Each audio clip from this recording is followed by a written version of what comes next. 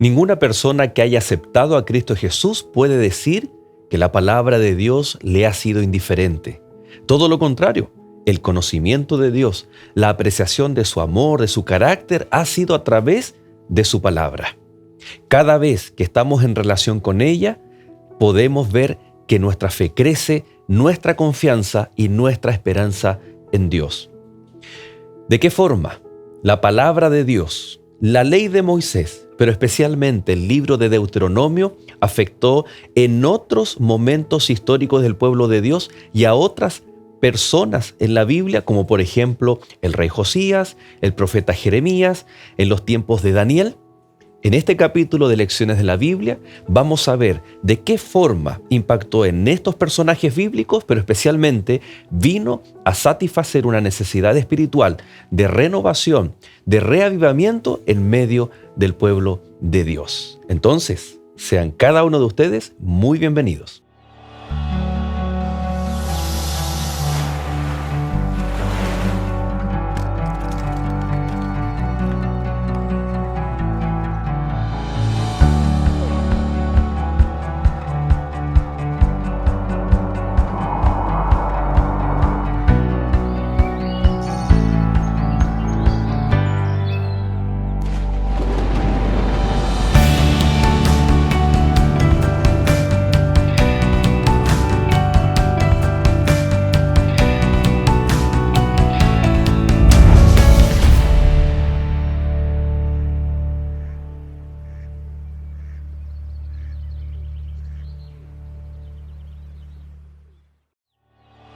Esta semana, Deuteronomio en el resto del Antiguo Testamento. Solamente de tus padres se agradó Jehová para amarlos, y escogió su descendencia después de ellos, a vosotros de entre todos los pueblos, como en este día. Deuteronomio, capítulo 10, versículo 15.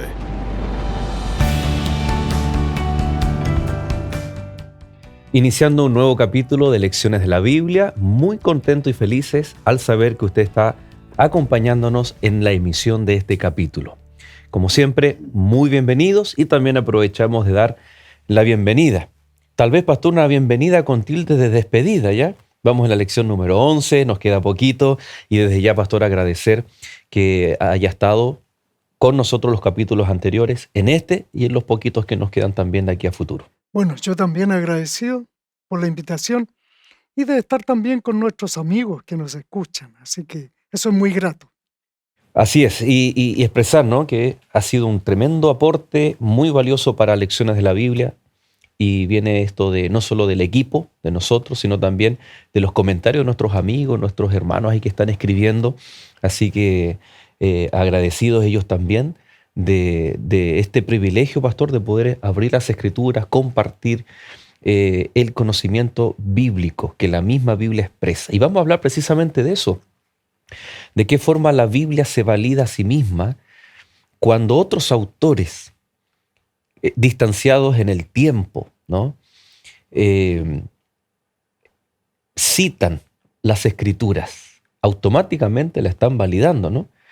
Y precisamente también cuando en situaciones históricas se descubren los escritos de Deuteronomio o del Pentateuco. Creo que eso es interesante analizar y por eso nos vamos a detener en este capítulo para ver el uso que otros autores bíblicos dieron del Antiguo Testamento, pero especialmente el libro de Deuteronomio. Sí, yo creo que nosotros también tenemos que descubrir. Yo creo que ya en todas estas lecciones que hemos ido pasando, ya hemos descubierto harto, pero aún así hay mucho por descubrir, así que no dejemos de estudiar no solo este libro, sino otros distintos libros que nos van a ir mostrando cosas nuevas. Así es. Y bien, queremos iniciar orando a nuestro Dios y para eso queremos motivarles a que sigan escribiendo sus peticiones de oración. Ahí motivamos también que si usted está revisando las redes sociales de Nuevo Tiempo y encuentra que nuestros amigos están escribiendo sus peticiones, responda, escriba también usted allí una palabra de aliento, una palabra de ánimo o simplemente voy a orar por ti. Cuán importante es sentirnos que otras personas se preocupan y están intercediendo por aquellas situaciones que se manifiestan en nuestro diario vivir. Así que vamos a orar por aquellas peticiones que están en nuestro corazón. Querido Dios y Padre nuestro, gracias te damos por la oportunidad de poder compartir tu palabra, de poder expresar aquellas peticiones que hay en nuestro corazón.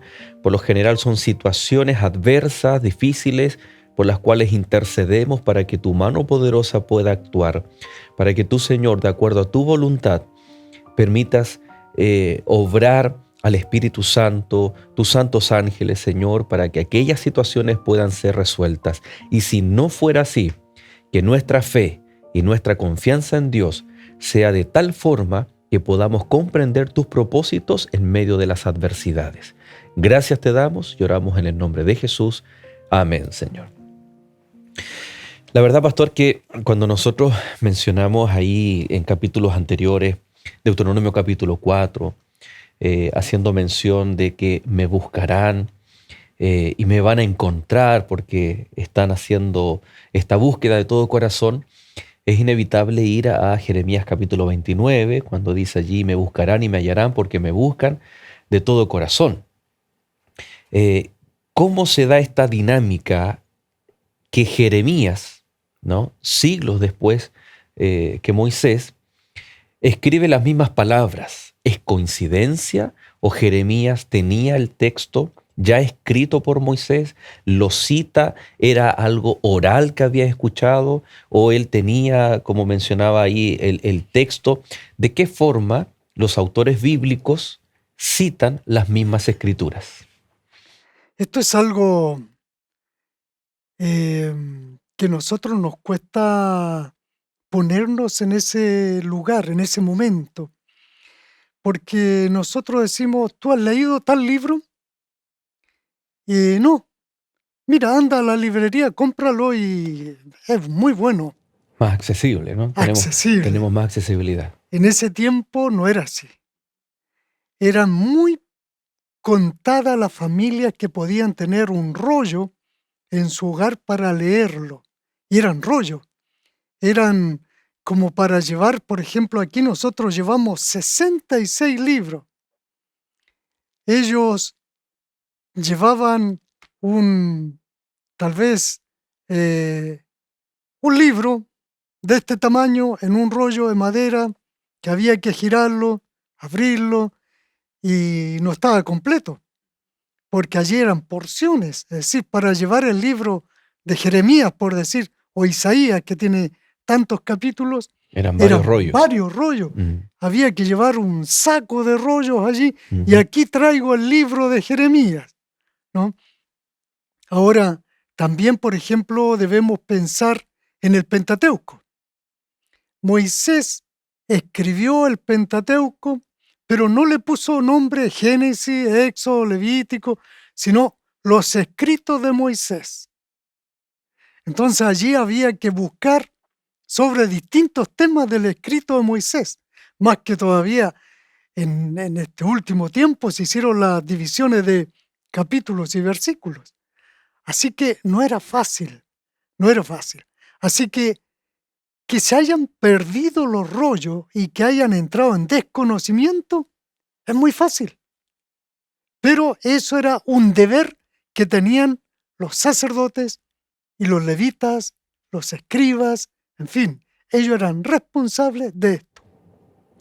Pastor, y el capítulo 22 del segundo libro de Reyes nos cuenta una historia en el contexto del reinado del rey Josías, en donde dice: en el año 18 del rey Josías envió el rey Asafán, hijo de Azalía, hijo de Mesulam, el escriba, a la casa de Jehová, diciendo. Aquí usted menciona los sacerdotes, sus funciones y también los escribas, ¿no? ¿Cuál era la función, mientras hacemos un alto aquí en la lectura, la función de los escribas, pastor? Porque siempre lo escuchamos en los evangelios, asociado a los fariseos, los escribas, como que estaban siempre amenazando y buscando para entrampar a Jesús. Pero en la antigüedad, ¿cuál era la función tan importante que ellos tenían? El escriba era el especialista de ser copista, copiaban los rollos. Y copiar un rollo no era cosa fácil, porque había que escribir con tinta en un pergamino, cuero o algún otro elemento, y debía ser la letra muy precisa, a tal punto que ellos se especializaban en el estilo, porque ellos tenían que tener hasta un estilo de escritura. Hoy en día nosotros en el WhatsApp apretamos teclas y queda todo escrito, o ya sea en el computador, y ya está, la Claro. máquina hace todo. Pero ellos el pulso, la técnica, la pluma para escribir, el elemento en el cual iban a escribir, debía ser todo muy preciso, muy exacto.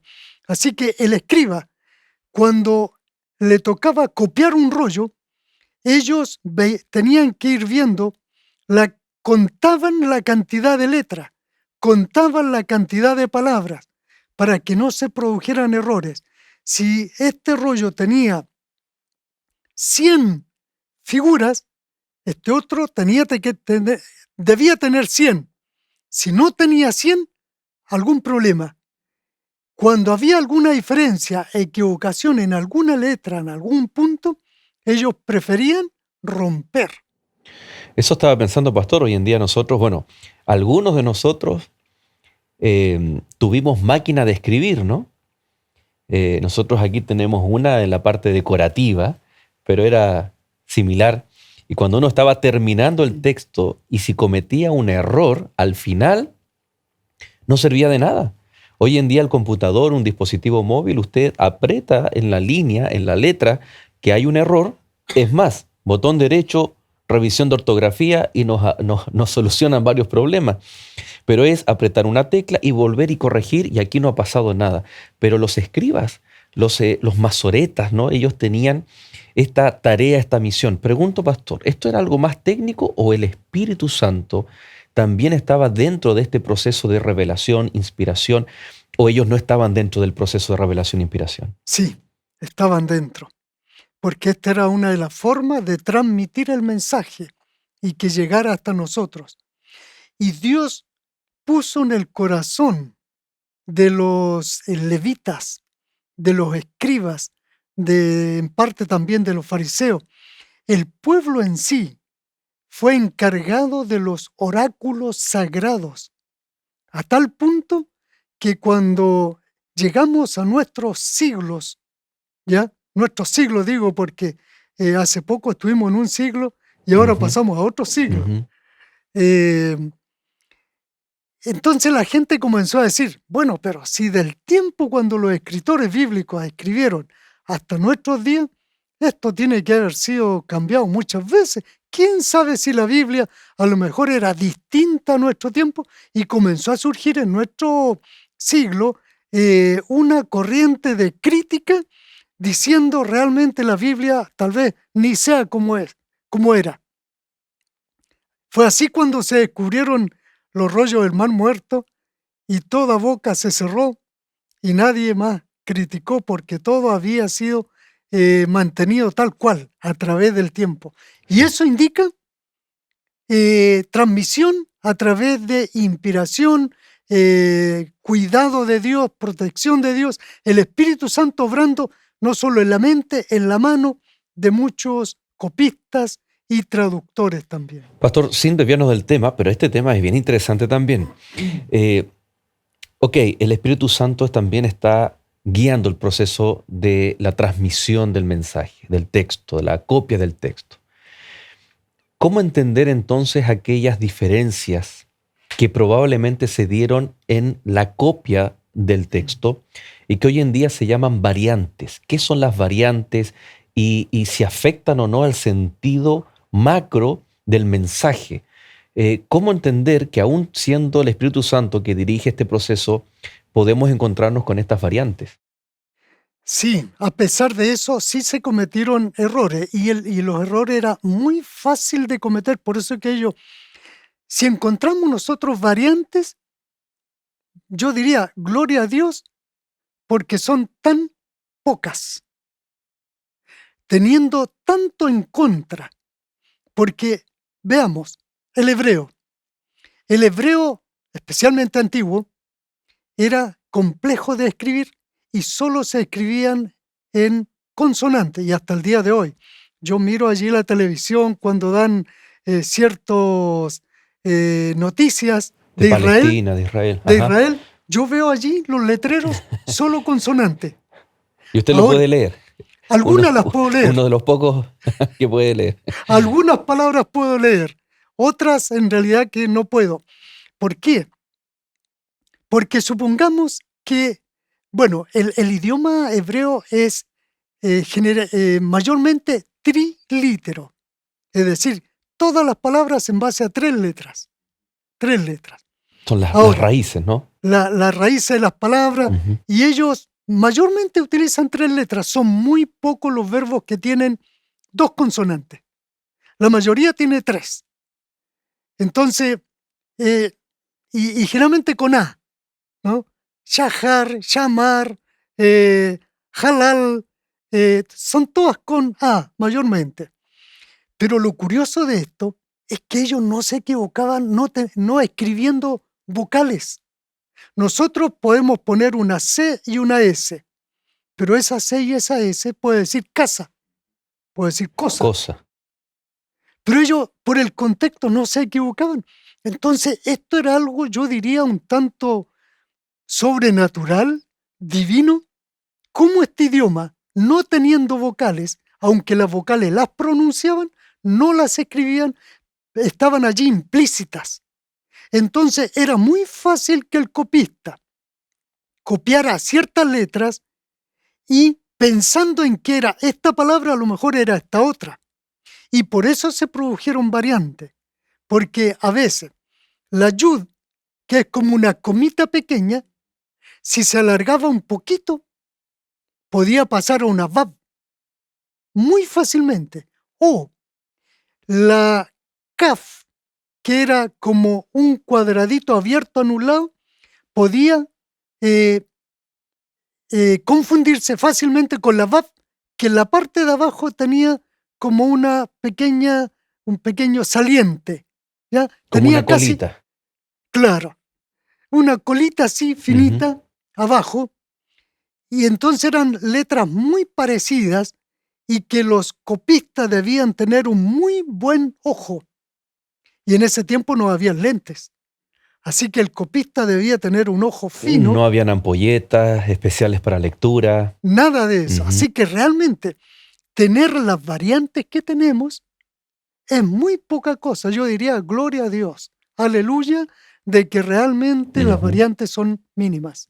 Pastor, ¿por qué estamos resaltando esto? Porque era realmente importantísimo. En su ejecución, no cualquiera podía ser escriba, debía ser una persona dotada de dones, de talentos, dones espirituales para hacer esta labor, guiada por el Espíritu Santo. Era algo solemne, era algo que ocupaba un lugar muy especial dentro del ADN del pueblo hebreo. La pregunta es, ¿pero por qué lo descuidaron a tal punto de que llega un momento en que el pueblo no tiene libros, nadie está copiando, nadie sabe dónde están los libros? Y asume un rey llamado Josías que llama al escriba y le dice, anda al templo, habla con el sumo sacerdote y vamos a hacer un alto y al regresar vamos a ver algo tan importante para el pueblo de Dios, por qué lo descuidaron y qué representa eso también en la vida espiritual de una persona cuando descuidamos la palabra de Dios. Ya regresamos.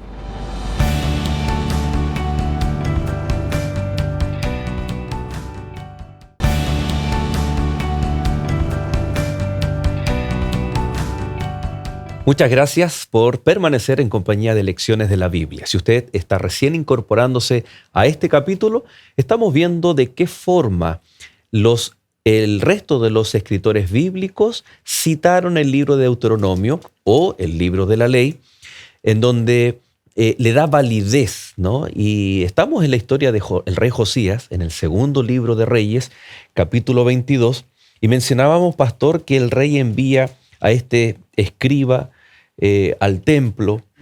Estaban reformando, ¿no? Interesante la palabra reforma. Estaban reformando el templo, tal vez retomando también, ¿no? algo que el pueblo había abandonado, había dejado. En el bloque anterior hablábamos la importancia de mantener, de preservar la ley. Aquí no había ley, no estaban los escritos. ¿Por qué? Porque el verso 8 dice que el sacerdote Hilcías le dice al escriba Safán: dile al rey que he hallado el libro de la ley en la casa de Jehová. E Hilcías entregó el libro a Safán, quien lo leyó. Luego el escriba Safán se presentó ante el rey y le rindió cuentas diciendo: tus siervos han recogido el dinero que se halla en el templo y se lo han entregado a los que hacen la obra de reforma, los que tienen a su cargo el arreglo de la casa de Jehová. Bueno, ahí la historia continúa, pero llama la atención, pastor, ¿qué hace un libro tan importante? Ya hemos visto cómo en el contexto que fue dado. Hemos visto la importancia en la preservación del texto, pero llega a tal punto que se extravía. ¿Qué dice eso de la vida espiritual del pueblo, de sus actos, a tal punto de descuidar aquello que Dios le había dicho: nunca te olvides de estas palabras que te entrego hoy?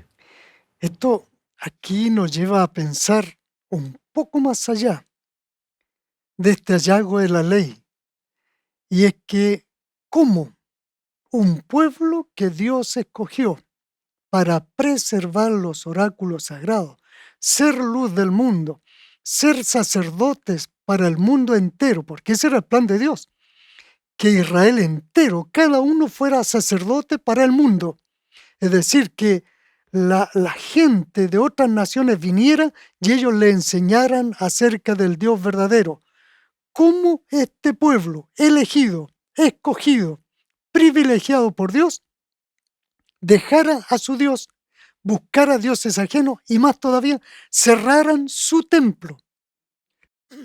Y habían reyes que se dedicaban a adorar otros dioses y podían pasar 20 años, 15 años, 30 años cerrado el templo. Y entonces a tal punto que cuando Josías llega a reinar, ordena que se repare el templo, porque había estado mucho tiempo guardado. Se echaron a perder las puertas y no hubo mantención por tantos años. Y más todavía, estaban haciendo aseo en el templo y encuentran el rollo de la ley. ¿Y esto qué es lo que es? Y se dan cuenta que era un escrito de Moisés. Se lo llevan al rey. Gran descubrimiento. ¡Qué increíble! Eso también nos puede pasar a nosotros. ¿Podemos concluir, pastor, que lo que encuentra Hilcías, el sacerdote, era el libro de Deuteronomio? Sí.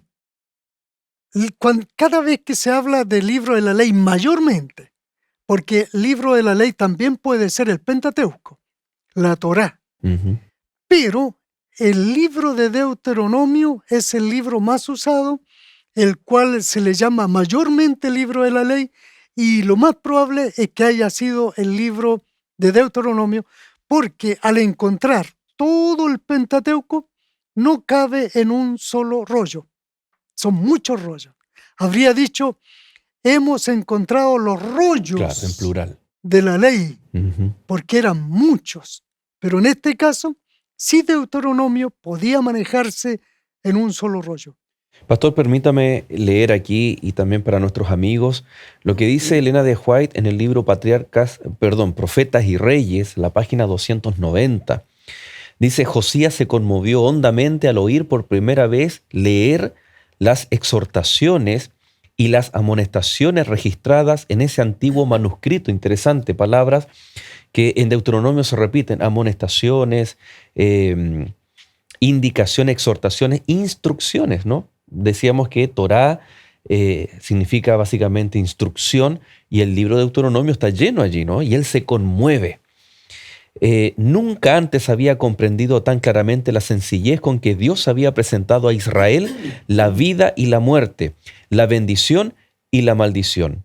En el libro abundaban las promesas referentes a la buena voluntad de Dios para salvar hasta lo sumo a los que confiasen plenamente en Él.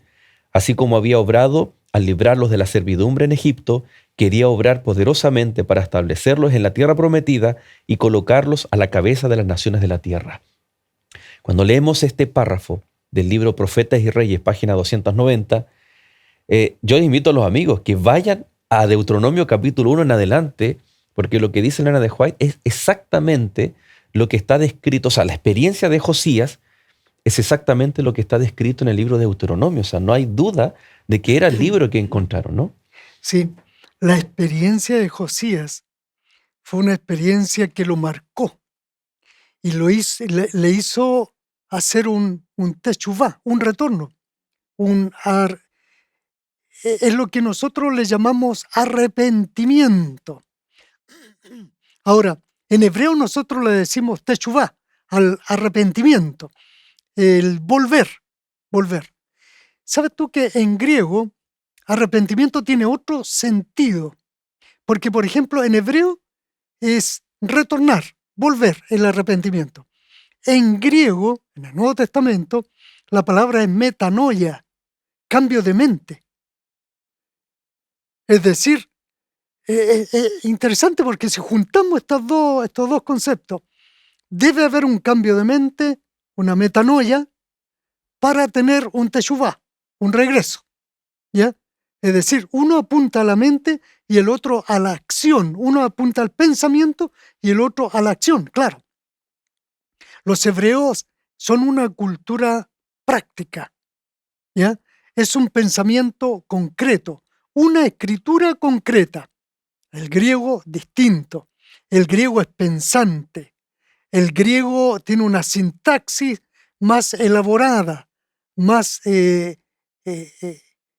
extendida tal vez.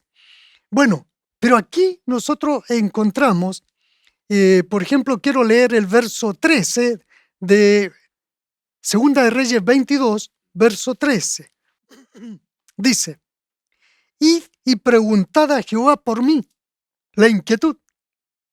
Cuando se ponen a leer el rollo, queda tan preocupado Josías que dice, id y preguntad a Jehová por mí y por el pueblo y por todo Judá acerca de las palabras de este libro que se ha hallado, porque grande es la ira de Dios que se ha encendido contra nosotros, por cuanto nuestros padres no escucharon las palabras de este libro para hacer conforme a todo lo que fue escrito. Tremenda preocupación, una inquietud.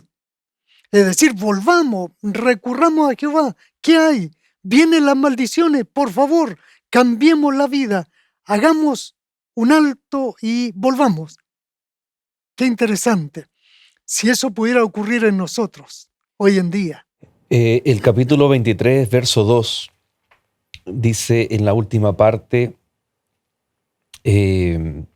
allí leyó en voz alta todas las palabras del libro del pacto que había sido hallado en la casa de Jehová. Después, puesto en pie junto a la columna, el rey hizo un pacto delante de Jehová, comprometiéndose a que seguirían a Jehová y guardarían sus mandamientos, sus testimonios y sus estatutos con todo el corazón y con toda el alma, y que cumplirían las palabras del pacto que estaban escritas en aquel libro. Y todo el pueblo confirmó el pacto. ¿Se acuerda cuando hablábamos de lo individual, pero también lo colectivo? Aquí opera en el corazón de un hombre, el rey, y que aún teniendo el poder para firmar edictos y obligar, entre comillas, a sus súbditos o al pueblo, él hace un acto que en la Biblia es tremendo, es un acto de un profeta, de pararse delante del pueblo, a la puerta de la ciudad o en la plaza y leer, ¿no? O amonestar. En este caso se leen las amonestaciones, las advertencias, pero también las promesas. Cita el pacto. Qué tremendo, pastor. Porque al traer el pacto aquí delante del pueblo, el pueblo queda como el invalidante del pacto. Y Dios queda como, no el ofendido, queda como el que aún está esperando, el que aún tiene misericordia, y termina, todo el pueblo confirmó el pacto. Ahí está el acto voluntario individual que se traduce en un efecto colectivo. Qué tremendo cómo la palabra de Dios produce una reforma y un reavivamiento espiritual. Pero a pesar de que haya un reavivamiento, a pesar de que haya un retorno, un teshuvá, sin embargo, la Escritura dice, todo lo que el hombre sembrare, eso también segará. Y entonces la preocupación que tiene Josías aquí, ¿qué va a pasar ahora? tantos años que estuvimos descarriados de Jehová. ¿Qué hay? ¿Qué hay con estas bendiciones y maldiciones? ¿Vendrán? Y el Señor le manda una respuesta ahí en el verso 16. Segunda de Reyes, capítulo 22, verso 16. Así dijo Jehová: he aquí yo traigo sobre este lugar y sobre los que están en él todo el mal que habla este libro que ha leído el rey de Judá. Pero Josías no se desanima. Eso indica que es un arrepentimiento verdadero, porque el arrepentimiento verdadero siente dolor por el pecado, pero lo abandona. No siente dolor por las consecuencias. Y entonces a Josías no le importa. Está dispuesto a asumirla. Está dispuesto a asumirla, pero avanzar. Y en el verso 20, con esa actitud que él tiene, el verso 20, Dios le da otro aliciente, por decir así. Si lo puedes leer, Joel. Por tanto, haré que te reúnas con tus padres, serás llevado a tu sepulcro en paz, y tus ojos no verán ninguno de los males que yo traigo sobre este lugar. La gracia de Dios. Es decir, aquí el mal debe venir, pero aquí también tengo gracia sobre ti. Tú reaccionaste, tú tuviste la intención de volver, hiciste volver a este pueblo, bueno, también hay gracia para ti. Qué importante, a él no le importó las consecuencias, se volvió nomás, pero el Señor también tomó en cuenta aquello que Así fue es. importante. Pastor, cuando vamos a Jeremías, encontramos declaraciones y que reflejan un contexto muy especial. Un pueblo que recibe las consecuencias de sus actos, que hace caso omiso a la voz profética del Señor, a los mensajes de Dios, a sus advertencias. Un pueblo que se olvida de Dios y que es llevado cautivo. Que hay un remanente, que hay hijos fieles y que en este contexto el Señor anticipa, les anticipa el futuro, ¿no? No solo el tiempo que 70 años iban a estar, sino que al terminar o en el proceso de este cautiverio, ellos iban a buscar al Señor y lo iban a hallar porque lo buscan de todo corazón. Muy similar a las advertencias, muy similar a la anticipación que Dios le hace al pueblo en Deuteronomio de qué ocurriría cuando ellos se apartaran, muchos fueran dispersos, pero cuando lo buscaran de corazón iban a volver. ¿Cómo aplicar, cómo entender esta cita que Jeremías hace de Deuteronomio para el contexto que él estaba viviendo, para el tipo de pueblo que él tenía que anunciar estos mensajes proféticos? En realidad que Israel debió haber buscado a Dios de todo corazón, pero no lo hizo en el momento en que Jeremías le hizo la exhortación, porque Jeremías toma del libro de la ley, es decir, toma de Deuteronomio y le dice, le recuerda el pacto. Si vosotros os arrepentís y entonces volvéis a Dios, Dios va a tener misericordia, pero si ustedes lo hacen de todo corazón. Bueno, en el tiempo de Jeremías había un gran dilema. ¿Cuál era el gran dilema? ¿Nos entregamos a los babilonios o Quedamos en Jerusalén. quedamos en Jerusalén o nos aliamos a los egipcios? Ujú. Porque Faraón estaba ofreciendo también ayuda.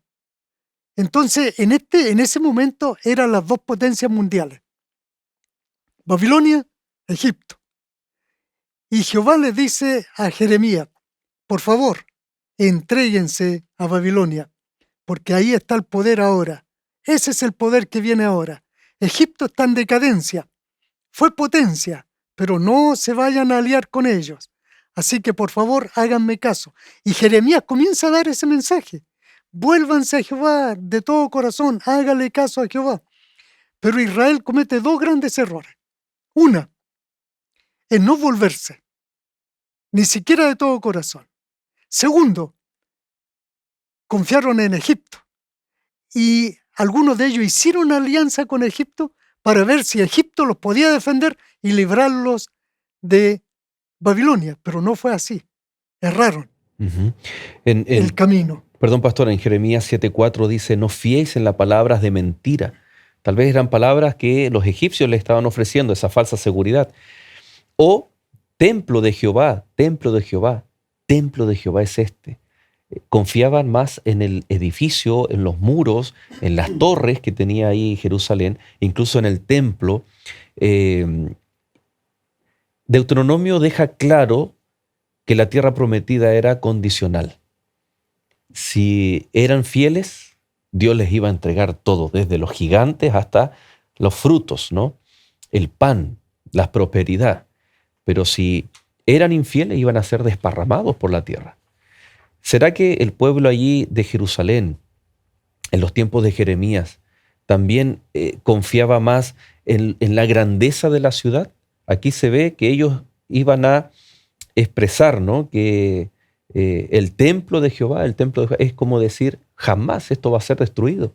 Lo que tú estás Sí, diciendo, Jeremías, no, nunca va a suceder. claro. Aquí viene un error que hasta el día de hoy cometen muchos cristianos. Por ejemplo, a algunos no les interesa acercarse a Dios personalmente y tener una vivencia con Dios, vivir una vida como Dios quiere, sino que ellos se conforman con tener una Biblia en su casa y piensan que por tener una Biblia en su casa, entonces ellos están protegidos, Como un amuleto. como un amuleto. Otros van más allá. Dicen, no, yo para tener protección divina durante la noche, abro la Biblia. Y otros dicen, y yo la abro en el Salmo 91, porque eso me da protección. No, no es que una Biblia, no es que un templo me otorgue protección. La protección la da Dios. Yo tengo que tener una relación con Dios para contar con la protección de Dios. De lo contrario, la Biblia se convierte en un amuleto y el templo también, porque los israelitas decían, no, es imposible que vengan los babilonios o babilónicos y destruyan el templo y nos lleven cautivos. ¿Por qué? Porque Dios ordenó construir este templo, es muy hermoso. Esto es algo, una joya de Dios. Dios no va a permitir eso. A Dios no le importa lo material. A Dios no le importa el templo. A Dios lo que le importa es tu corazón. Si tu corazón está lejos de Dios, Dios puede destruir este templo Así es. y lo puede reconstruir. Así que al Señor, ¿qué es lo que le interesaba? Que ellos tuvieran un arrepentimiento genuino, Una búsqueda. sincero, y el templo no era un amuleto. Y vamos a ver, así como Jeremías, Miqueas, Oseas, también toman algunas temáticas o advertencias de Deuteronomio y la aplican para el mensaje que Dios también tenía para ellos en su contexto al pueblo, con sus propias problemáticas y desafíos espirituales. Vamos a hacer un alto y ya volvemos aquí en Lecciones de la Biblia.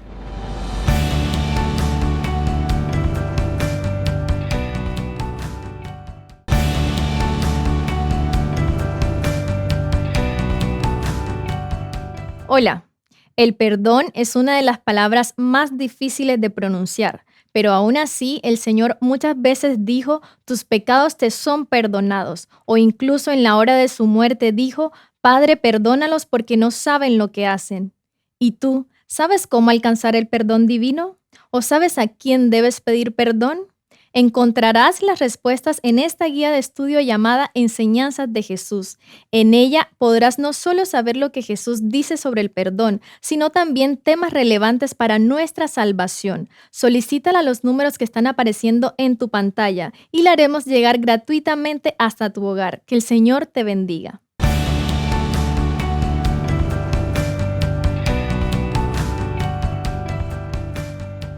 Y ya de regreso, queridos amigos, estamos en la lección número 11 hablando acerca de cómo otros autores bíblicos citan el libro especialmente de Deuteronomio, ya sea en citas directas o también en su contexto. Pastor, Jeremías también menciona al pueblo de que han descuidado algo muy importante que es no solo el tema espiritual, ir tras otros dioses, eh, sino también el descuidar la justicia social. Y en Deuteronomio aparece esto de amar al extranjero. ¿Se acuerda que estuvimos conversando aquello? Amar al extranjero y también cuidar de las viudas, del huérfano, etc. Jeremías lo menciona y Miqueas también, cuando viene esta pregunta, y si vamos ahí a Miqueas capítulo 6, la pregunta es, ¿qué pide Dios de ti? ¿No? Y muchas veces está este acto de presentarse con grandes sacrificios, pero al final, ¿de qué sirve eso si lo que el Señor pide es lo mismo que le pidió al pueblo ahí en Deuteronomio? ¿Qué es, pastor, entonces aquello que Miqueas toma de Deuteronomio y también lo está aplicando para el pueblo en su propio contexto? Bueno, allí en el verso 8 de capítulo 6 de Miqueas, dice, oh hombre, Él te ha declarado lo que es bueno. ¿Y qué pide Jehová de ti? Solamente hacer justicia, amar misericordia, humillarte ante tu Dios. Es decir, aquí, bueno, los profetas, siendo inspirados por Dios, ellos tenían un enlace común, el Espíritu Santo, el espíritu de inspiración, el espíritu de la profecía. ¿De dónde tomó esto Miqueas? Miqueas lo tomó de Deuteronomio capítulo 10, versículos 12 y 13. A ver si los podemos compartir. Vamos a leer allí en Deuteronomio capítulo 10, verso 12 y 13. Porque esto de hacer justicia, tener misericordia, humillarte, esto ya lo había repetido Moisés en este libro de la ley. Leamos lo que dice. Capítulo 10, verso 12 y 13. 12 y 13. Ahora pues, Israel, ¿qué pide de ti Jehová tu Dios? Sino que temas a Jehová tu Dios, que andes en todos sus caminos, que ames y sirvas a Jehová tu Dios con todo tu corazón, con toda tu alma, que guardes los mandamientos de Jehová y sus estatutos que yo te prescribo hoy para que tengas prosperidad. Casi calcado, ¿no? Ujú. ¿Qué pide Jehová de ti? Claro. Es decir, aquí, la influencia del libro de Deuteronomio sobre, no solo en Jeremías, sino también en el profeta Miqueas. Miqueas, ¿no es cierto?, hace como un llamado. Y en el verso, por ejemplo, si leemos Miqueas capítulo 6 y el verso 2, dice, oíd montes y fuertes cimientos de la tierra, el pleito de Jehová. ¿Te acuerdas que antes Moisés había dicho, convoco a los cielos y la tierra Como testigos. como testigos? Ahora Miqueas dice, oíd montes y fuertes cimientos de la tierra. Llama a dos testigos. Dos elementos. Seguimos con dos testigos. Ujú. Ahora, él le dice, oíd el pleito de Jehová. Y la palabra que utiliza aquí es el verbo rib, que es el verbo litigio. Aquí el Señor va a litigar. Es como si trajo esto ante un tribunal. Está tal vez resaltando el aspecto legal del pacto, ¿no? Correcto, Porque el pacto es relacional, pero también tiene un aspecto legal. exactamente. Entonces aquí, en ese aspecto legal, él como que pone la figura de un tribunal y tiene allí los testigos, a Dios que está estableciendo el pleito por el pacto que el Señor ha hecho y Ujú. espera que el pueblo le dé una respuesta. Y interesante que tiene la misma estructura que se ve en Deuteronomio. Por ejemplo, el verso 4 dice, te hice subir de la tierra de Egipto y te redimí, ¿no? Está el aspecto histórico, el recordar, no te olvides, te redimí de la casa de servidumbre. ¿Quién eras tú? ¿Quién eres ahora? Y envié delante de ti a Moisés, a Aarón y a María. Es decir, aquí hay una estructura de pacto, ahí está esto, lo mismo que aparece en Deuteronomio en varios capítulos, en donde primero hay un prólogo histórico de lo que Dios ha hecho, luego el Señor, lo que el pueblo debe hacer, y si no lo hace, o si lo hace, están las bendiciones, la prosperidad, y si no lo hace, también están las maldiciones. Claro, y también ahí en Deuteronomio 10, como recién tú estabas leyendo, el Señor le dice todo lo que Él ha hecho por ellos.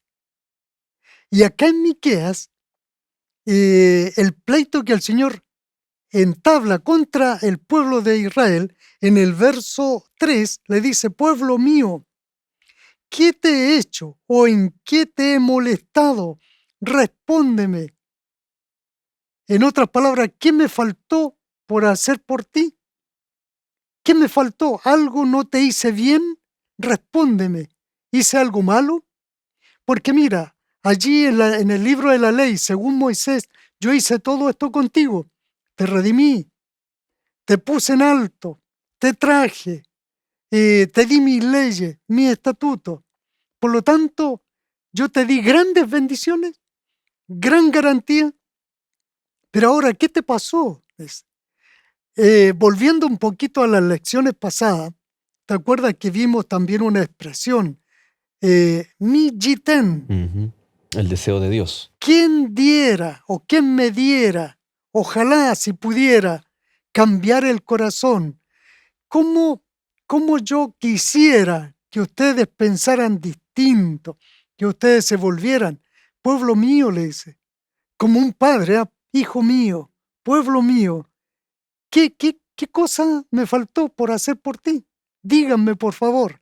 Aquí entramos en un juicio, en un pleito. Aquí están los testigos, los montes, los cimientos de la tierra, el cielo. Díganme, por favor. Sin duda alguna, aquí, pastor, hay un apelo al aspecto espiritual, pero que a la vez se ve reflejado en el actuar diario del pueblo, de todos nosotros. No puedo decir que yo tengo comunión con Dios, una relación saludable con Dios, si mis actos dicen todo lo contrario. Y esto es tan solemne que no está solamente el aspecto espiritual, salvífico, ¿no?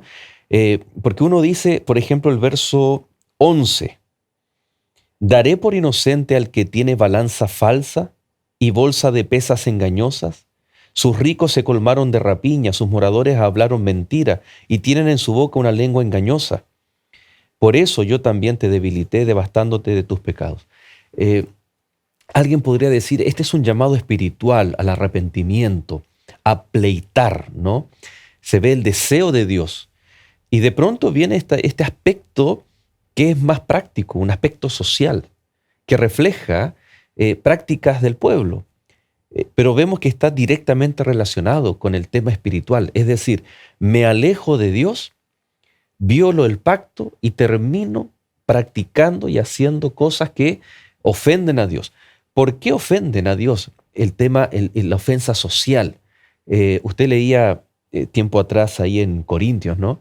Ser espectáculos. Y ellos eran espectáculos, bueno, Pablo lo dice para el mundo entero, para el universo, los seres, pero el pueblo era llamado a ser un espectáculo para las naciones circundantes. Y mira el testimonio de ver personas que falsificaban los pesos, eran tramposos, mentirosos.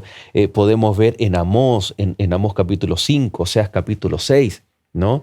Cómo el fuerte abusaba del débil, el pobre, bien digo, era abusado por parte del rico. Y eso era una externalización de un corazón alejado de Dios y a la vez de que el propósito que Dios tenía para el pueblo no se estaba cumpliendo. En vez de ser luz, eran peor que las mismas naciones circundantes. Claro, em, el arrepentimiento, la conversión, trae consigo cambios de actitudes, cambios de costumbres, cambios de pensamiento y, y eso va produciendo una gradación ascendente y si no hay conversión puede producirse una gradación descendente. Eso quiere decir que,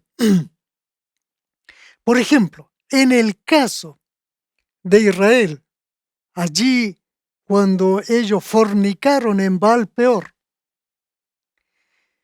Comenzaron de a poco a escuchar la música, a tener relación, amistad con las moabitas de ese lugar, a tal punto que después no solo llegaron a alejarse de Dios, sino a practicar cultos ajenos, y bajaron a tal punto que llegaron a ser inmorales, a tal punto que Cosbi, uno de los israelitas, tomó a una mujer de no israelita, la lleva al campamento en presencia de todo, entra a su carpa, Tienda, a su tienda, y allí tienen relaciones inmorales.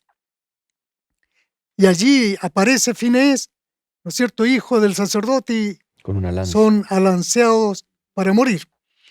Por lo tanto, en la vida cristiana, la vida religiosa, también puede suceder lo mismo. Cuando nos alejamos de Dios, nuestras costumbres, nuestros hábitos, nuestra manera de pensar, ya sea en lo macro o en lo micro, se va produciendo un cambio, para bien o para mal. En este caso fue produciéndose para mal. Y el que trabaja en negocio, claro, va a actuar mal. O el que trabaja en oficina, también es lo suyo. Pero eso va afectando la vida cotidiana, la vida física, el hogar, la forma de hablar, la forma de tratar. Todo eso va afectando. La vida religiosa afecta la vida cotidiana. Correcto. Pastor, cuando un autor bíblico cita Deuteronomio o alguna otra porción del Antiguo Testamento, no solamente lo hace como una referencia bíblica, sino que también lo lleva a actuar de acuerdo también a aquello que está citando. Y el ejemplo de Daniel, nos quedan muy poquitos minutos, pastor, es tremendo, porque Daniel no había pecado o no había practicado el mismo pecado del pueblo, pero él se pone a orar e interceder por su pueblo. Y uno se pregunta, ¿dónde encontramos un modelo de un líder que intercede en favor de su pueblo? El caso de Moisés. Y el caso de Daniel, en el capítulo 9, verso 11, dice, todo Israel traspasó tu ley, apartándose para no obedecer a tu voz, por lo cual ha caído sobre nosotros la maldición y el juramento que está escrito en la ley de Moisés, siervo de Dios, porque contra Dios pecamos. Qué interesante cómo Daniel refleja no solamente la validez de Deuteronomio, la validez histórica, al citar también los hechos históricos, sino que lo alcanza y él siente esa necesidad, tal vez el ejemplo de Moisés, de incluso en oración interceder por su pueblo. Pastor, un breve comentario de esto de Daniel y después el Señor sin duda alguna tiene, como cada lección, cada capítulo, una invitación para nuestros amigos. Sí, para mí es impresionante ver aquí a Daniel muy parecido a Moisés, aunque ellos no eran los culpables, pero sin embargo ellos se involucraban. Eran como ponerse en el lugar del pueblo.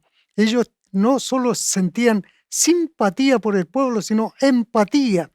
Lo que Cristo hizo, se pusieron en el lugar de, es decir, sustitución, símbolos de Cristo. Perdón, pastor, aquí vemos una correcta interpretación, aplicación, porque él dice, nosotros ahora estamos viviendo las consecuencias de habernos apartado, la maldición de la ley. Es decir, no se excusa, no está culpando a otros, no está culpando a los babilonios, no está culpando a Dios, sino que al citar la ley dice, esto es lo que a nosotros nos corresponde. Pero a la vez, él va a decir que o apela en oración a la gran misericordia de Dios, es decir, sabía lo que estaba ocurriendo con su pueblo y también cuál era la solución para ese gran problema. Estimados amigos, todo esto que nosotros comentamos acá, ya sea de Daniel, de Jeremías, de Moisés, no solo eran mensajes para Israel en ese tiempo, sino también para ti y para mí, para todos nosotros. Y ahora, en este mensaje, Dios te dice, mira, somos todos pecadores y necesitamos arrepentimiento. Yo te invito a que tú te arrepientas y aceptes a Jesús porque es necesario acercarse a Dios. Quiero que oremos juntos porque todos necesitamos este arrepentimiento de Dios. Oremos al Señor. Señor y Padre Santo, gracias te damos porque tú pones el arrepentimiento en cada corazón cuando así lo deseamos. Yo quiero orar por nuestros amigos, que necesitan también arrepentimiento, así como todos. Y quiero, Señor, que ese arrepentimiento pueda ser para vida eterna. Oro en el nombre de Jesús. Amén. Amén. Muchas gracias, pastor. Que Dios le bendiga. Nos vemos ya en el próximo capítulo. Amén. Muchas gracias.